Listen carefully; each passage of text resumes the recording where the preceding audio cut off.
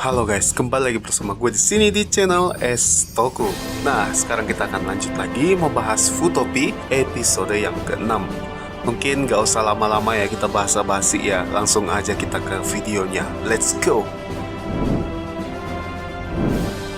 Nah, kemarin kan kita belum sempet nih lihat aksinya Vom Fang Joker kan. Nah, akhirnya kita melihatnya. Dan di sini aksi Shotaro dan Philip itu membuat kita itu merasa nostalgia nggak sih dengan live actionnya yang dulu. Keren parah, emang salah satu Vom favorit emang ini. Apalagi pas Philip tuh hampir kehilangan kesadarannya, hampir hilang kendali. Soalnya Vom ini tuh pernah membuat Philip kehilangan kesadarannya dan hampir membunuh Akiko dulu. Overall ya, it's damn good bro.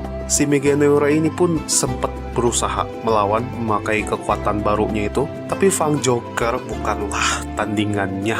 Singkat cerita, Meganeura berhasil dikalahkan dengan menghancurkan sayapnya, lalu di finishing memakai Fang Strider.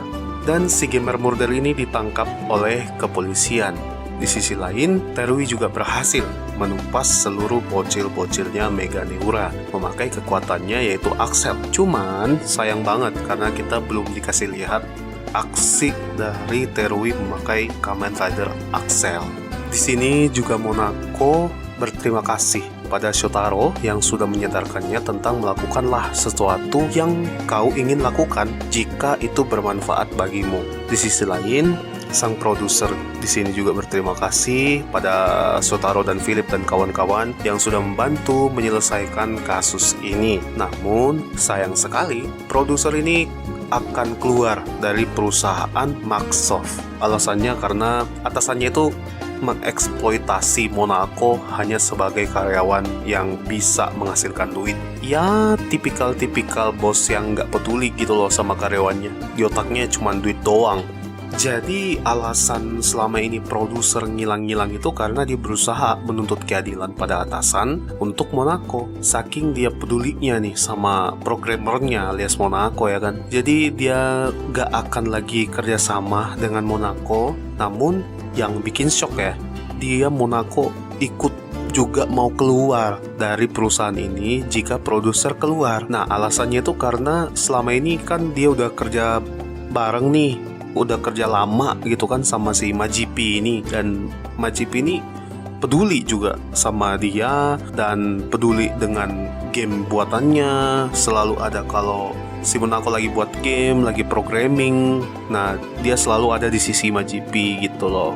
Majipi selalu ada di sisi Monako. Jadi Monako ingin berjuang dari awal lagi dengan perusahaan baru bersama Majipi. So ya, kasus ini rampung alias selesai. Si murder ditahan dan diikat juga karena kena sedikit efek samping ya dari efek gaya memori. Dan Midori nggak ditangkap karena tidak membantu rencana pelaku pembunuhan, dan Monako beserta Majipi membuat perusahaan baru untuk membuat game ciptaan mereka yang baru. Tapi ya di sini ya menurut gue nih, kalau Midori ini harusnya ditangkap karena dia ini kan sudah ngebocorin ya identitasnya Monako, dimana itu sangat membahayakan Monako dan bisa merenggut nyawa si Monako. Berarti harusnya dia terlibat dong dalam kasus pembunuhan. Kok dibilang nggak terlibat ya?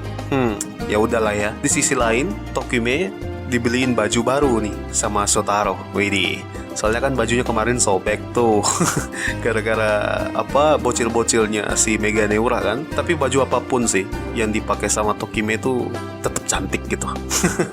Dan juga Tokime mendapatkan alat gadget baru bernama Stuck Phone berwarna pink buatan Philip, khusus buat dia agar lebih mudah gitu ketika dia melakukan pekerjaannya sebagai detektif. Dan di sini juga Tokime serta Philip makin akrab, mereka makin dekat. Hayo loh Shotaro, ntar Neng Tokime direbut loh sama Philip. Di scene berikutnya ada Terui yang ingin menemui si murder untuk mungkin menggali informasi tentang siapa sih yang melakukan penyeludupan gaya memori ya. Ya siapa lagi kan kalau bukan si Bando. Cuman sayang banget Terui bisa dibilang telat ya, dan nggak bakal dapat informasi apa-apa dikarenakan Bando sudah menghabisi nyawa si Murder, karena Bando ini menganggap si Murder ini udah nggak berguna lagi untuk kota dia dan bisa membahayakan rencana dia jika ketahuan oleh kepolisian. Di scene terakhir kita diperlihatkan ada 2 bawahan Kijino Bando. Kok Kijino Bando? Gue tuh sering salah-salah ucap loh. Ya udahlah, gue sebut Bando aja. Yang pertama itu adalah Brachiosaurus, Dopan Brachiosaurus, bentuknya seperti ya Brachiosaurus tapi dalam wujud tengkorak dan ada wajah hitam gitu loh di dadanya apa di perutnya itu. Kedua ada Dopan Scream, bentuknya tuh kayak monster yang merangkak, udah kayak suster ngesot tuh, berwarna merah. Wow, cuman kita belum diperlihatkan ya wujud human formnya ini mereka seperti apa, cuman dalam wujud dopannya doang kan.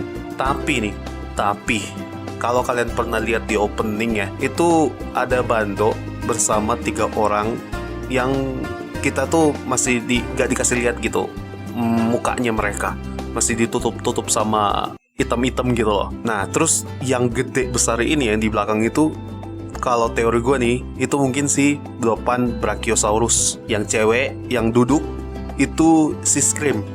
Nah, tapi masih ada satu bentuk Dopan nih yang kita belum diperlihatkan di episode ini. Pokoknya selama di episode ini belum ada, yaitu Dopan yang berkepala magma ini, berkepala lava gitu.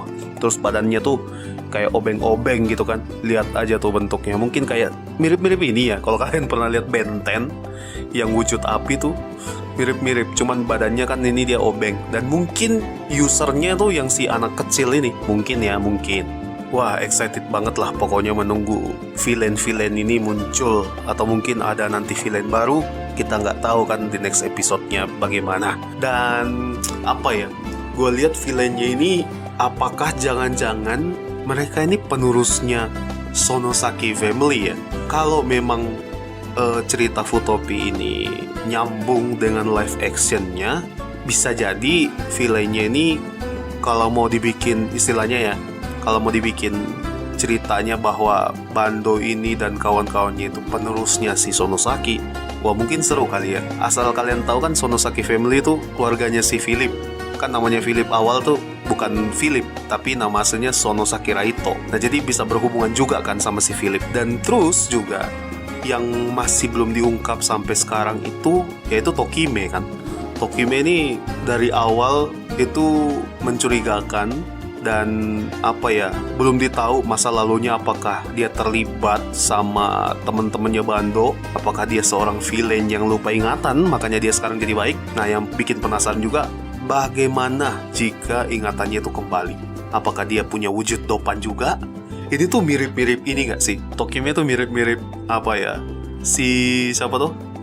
Claydol. Kalau kalian yang ingat di live actionnya, aduh lupa namanya, Wakana kalau nggak salah. Nah, pernah kan Wakana juga jadi baik ya, tapi gara-gara ada apa gitu, nah jadi jahat kembali. Lupa di live actionnya pokoknya. Nah, itu mirip-mirip sama Tokime. Mungkin dibikin seperti itu kali ya, tapi bedanya kalau Tokime masa lalunya gitu. Ketika kembali masa lalunya, bisa jadi Tokime itu jadi villain atau jadi musuh mereka. Tapi sekarang kan masih temenan, mereka kan masih jadi asistennya si Shotaro. Entahlah, mungkin episode berikutnya bakal bagaimana. So ya, begitu aja guys. Pokoknya ikutin aja terus ya bahas-bahas Futopi ini, karena bagi gue di bahasan Futopi ini seru banget. Terutama itu misterinya si Tokime ini yang belum terpecahkan. Dan gue masih menunggu aksi dari Terui menjadi Kamen Rider Axel.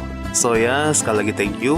Itu aja dulu untuk video kali ini. Like kalau kalian suka, subscribe kalau kalian mau dukung channel ini, dislike kalau kalian gak suka. Nyalain tombol loncengnya jika kalian tidak ingin ketinggalan dari video-video kami. So ya, thank you banget. Sekali lagi, gue undur diri, mohon undur pamit. Akhir kata, ciao. Bye-bye.